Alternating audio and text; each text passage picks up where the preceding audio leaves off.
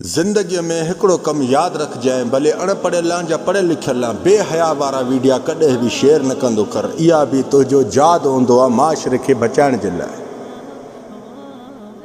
ग़ैरत वारो बि सॾाए थो, इज़त वारो बि सॾाए थो, भले तूं अणपढ़ियल ई आहे या पढ़ियल लिखियल आहे, पर बेहयाई वारा जेके वीडियो न कॾहिं बि शेयर न कंदा कयो, छो त इहे माशरे खे कुझु बचाए ॾींदा आहिनि।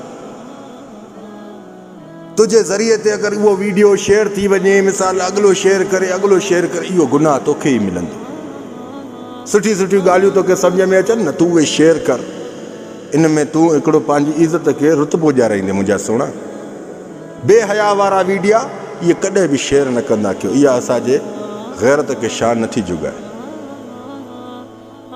भले तूं अणपढ़ियल आहे, पढ़ियल कुझु बि न आहे, पर तुंहिंजी इज़त इन में बि घणी थींदी। यकीन कयो न, ख़ुदा जो कसम सुठी सुठी ॻाल्हियूं शेयर कंदा कयो, इस्लाम दीन जी ॻाल्हियूं शेयर कंदा कयो। जेका ॻाल्हि तोखे सम्झ में आई उहा ॻाल्हि शेयर कंदो कर। बाक़ी हिकिड़ी बेहयाई जो वीडियो ॾिसे, हराम पाई जो वीडियो ॾिसे, उहो शेयर करे रहंदो। इन माशरे खे असां ठाहिण जे बदऊं हथ सां ख़राब था कयूं मुंहिंजा सोना। सोचे सम्झी क़दम खणो। तव्हां पंहिंजी इज़त नफ़्स जो ख़्यालु कयो, पंहिंजी इज़त जो ख़्यालु कयो मुंहिंजा सोना।